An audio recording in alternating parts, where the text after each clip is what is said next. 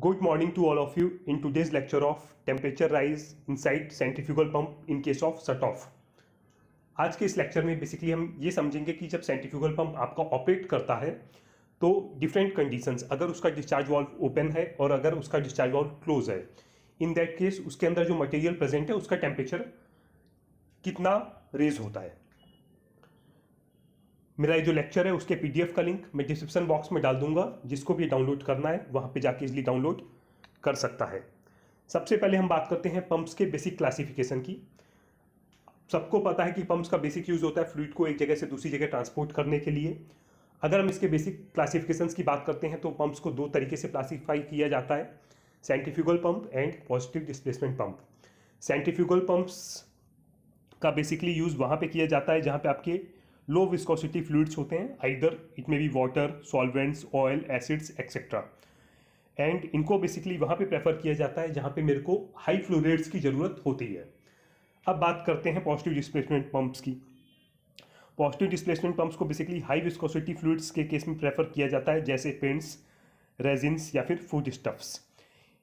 इनको वहाँ पे भी यूज़ किया जाता है जहाँ पे मेरे को हाई प्रेशर और लो फ्लो एप्लीकेशंस की ज़रूरत होती है और एक मेजर्ड अमाउंट या फिर एक मेजर्ड रेट से मेरे को फ्लूइड पंप आउट करना होता है। मीन्स एक मीटरिंग पंप जिसको बोलते हैं, ये उसका भी काम काफ़ी अच्छी तरीके से करते हैं।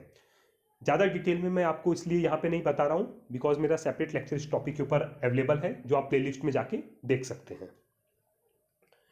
अगर मैं इसके बेसिक वर्किंग की बात करता हूँ तो ये काम करता है आपका बर्नौलीज थ्योरम के ऊपर। जो बर्नौलीज थ्योरम आप इसको रो जी से डिवाइड करेंगे तो आएगा P by rho g plus half rho V square upon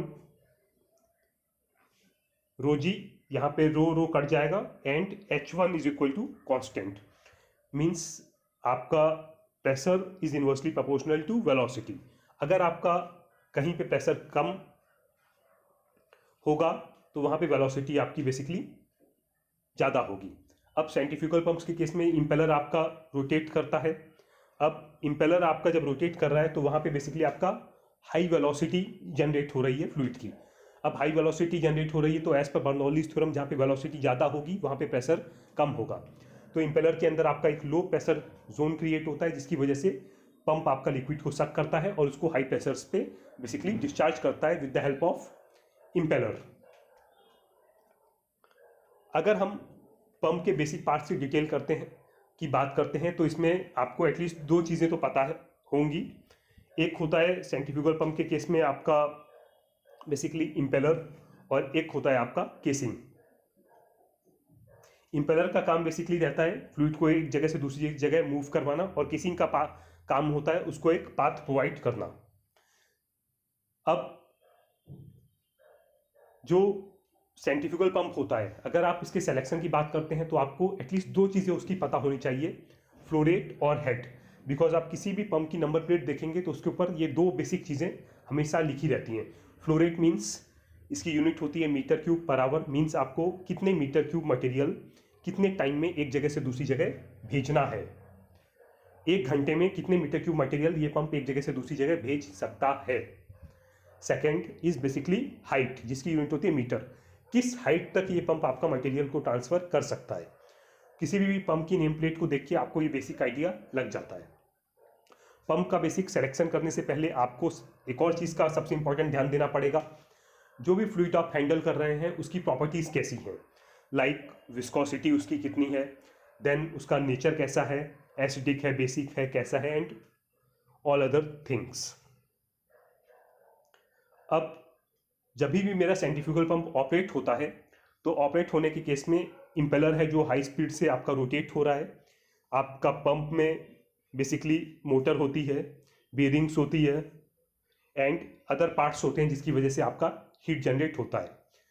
centrifugal pump के केस में हम दो सिनेरियोज की बात करेंगे, एक सिनेरियो जिसमें डिस्चार्ज वाल्व ओपन है और दूसरा सिनेरियो जिसमें आपका डिस्चार्ज वाल्व बेसिकली क्लोज है। पहले तो सबसे इंपॉर्टेंट चीज़ आपको ये समझना ज़रूरी है कि सेंट्रीफ्यूगल पंप के केस में हम डिस्चार्ज वाल्व क्लोज करके भी कुछ टाइम तक ऑपरेट कर सकते हैं, लेकिन पॉजिटिव डिस्प्लेसमेंट पंप्स के केस में हम ऐसा नहीं कर सकते हैं। इसके पीछे सबसे इंपॉर्टेंट रीज़न क्या होता है कि सेंट्रीफ्यूगल पंप्स के केस में आपने डिस्चार्ज वाल्व बंद भी कर दिया तो इम्पेलर के अंदर मटेरियल आपका रोटेट होता रहेगा और वो वहाँ पे आइदर आपका पंप कैविटेशन ले लेगा या फिर आपका इम्पेलर मेल्ट हो जाएगा, लेकिन कोई बड़ा इंसिडेंट या एक्सीडेंट नहीं होता है।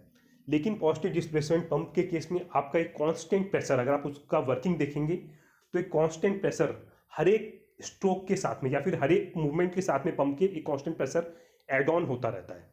मींस अगर आपने गलती से भी डिस्चार्ज वाल्व बंद कर दिया तो आपका जो पंप है उसके डिस्चार्ज में आपका प्रेशर इंक्रीज होने लगेगा और जो भी वीकेस्ट पॉइंट मिलेगा, आइदर दैट में बी अ गैस्केट और लाइन ज्वाइंट, वहां से आपकी आइदर लाइन या फिर गैस्केट कहीं से भी कोई भी चीज़ फट सकती है और कोई मेजर एक्सीडेंट या फिर इंसिडेंट वहां पे हो सकता है। जैसा कि हमने बात किया कि इम्पेलर सेंट्रीफ्यूगल पंप के केस में आपका इम्पेलर हाई स्पीड पे रोटेट कर रहा है। अब जब इम्पेलर रोटेट कर रहा है तो इम्पेलर और मटेरियल के बीच में आपका फ्रिक्शन है, देन आपका इम्पेलर और केसिंग के बीच में आपकी फ्रिक्शनल फोर्सेस लग रही हैं। इन सारी फोर्सेस की वजह से आपका बेसिकली जो मटेरियल है वो हीटअप होता है। अब पहला सिनेरियो हम समझते हैं, जब मेरा डिस्चार्ज वाल्व बंद है, इन दैट केस मटेरियल का हीटअप कितना होगा। ये कैलकुलेट करने के लिए फॉर्मूला है T is equal to 60 into P divide by V into C P into rho. यहाँ पे यूनिट्स का मेन ध्यान दीजिएगा।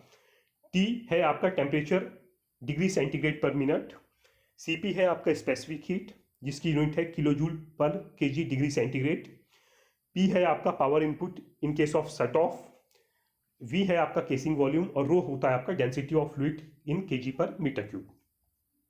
एक एग्जांपल से इसको समझते हैं। एक सेंट्रीफ्यूगल पंप है जिसका केसिंग का कैपेसिटी है 0.04 मीटर क्यूब। ये पानी को पंप कर रहा है जिसका टेम्परेचर है 25 डिग्री सेंटीग्रेड। इसका CP पानी का 4.18 किलो जूल पर केजी डिग्री सेंटीग्रेड और जो पावर इनपुट है in case of shut off वो है 20 किलोवाट। यहाँ पे मेरे को दो चीज़ें कैलकुलेट करना है। पहला, टेम्परेचर रेस किस रेट से होगा और दूसरा चीज़ कितना टाइम लगेगा बॉइलिंग के लिए। सो इस फॉर्मूले में मैं वैल्यू पुट अप करता हूँ। T is equal to 60 into P. P है मेरा बेसिकली आपका power at shut off 20 kilowatt into 20 divide by 0.04 volume of casing ये रहा into 4.17 into 1000 density of water.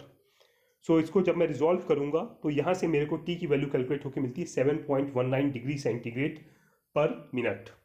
Means एक मिनट में मेरा जो मटेरियल प्रेजेंट है या फिर जो मेरा वाटर प्रेजेंट है इम्पेलर में उसका टेम्परेचर 7.19 डिग्री सेंटीग्रेड राइज होगा। अब मेरे को बेसिकली ये पता करना है कि मेरा वाटर बॉयल कब होगा।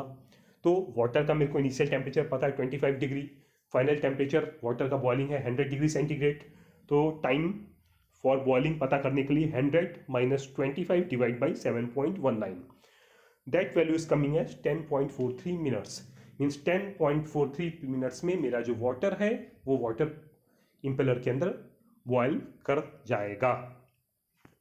नेक्स्ट, बेसिकली अगर आपका डिस्चार्ज वाल्व खुला हुआ है, इन दैट केस आपका टेम्परेचर किस हिसाब से चेंज होता है वो हम समझेंगे। यहाँ पे फॉर्मूला होता है T is basically in temperature in degree centigrade is equal to H upon 104 into CP into 1 upon efficiency minus 1, जहाँ पे T का यूनिट होता है डिग्री सेंटीग्रेड, CP होता है स्पेसिफिक हीट किलो जूल पर केजी डिग्री सेंटीग्रेड, H होता है आपका total head developed by the pump and last है आपका ये सिंबल म्यू जैसा, ये है आपका एफिशिएंसी इन डेसिमल्स। एक सेंट्रीफ्यूगल पंप आपको दिया हुआ है जिसका फ्लो रेट आपको है 10 मीटर क्यूब पर आवर। ये हेड जनरेट करता है 35 मीटर।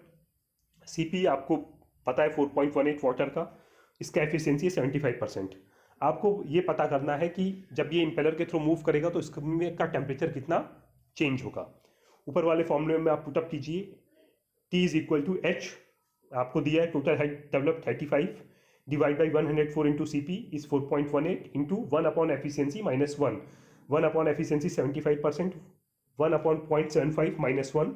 इसको जब मैं आगे रिजॉल्व करूंगा तो ये वैल्यू आती है 35 divide by 4 33.68 into 1.33 minus 1, that value is coming है 0.02 डिग्री सेंटीग्रेड। मीन्स जब ये मटेरियल मेरा पंप के थ्रू पास होगा, जब मेरा डिस्चार्ज वाल्व ओपन है तो इसका टेम्परेचर 0.02 डिग्री सेंटीग्रेड इंक्रीज होगा। सो होप आपको आज का मेरा लेक्चर अच्छा लगा होगा। नेक्स्ट लेक्चर में I will be back with a new topic. Till then, goodbye and have a nice day.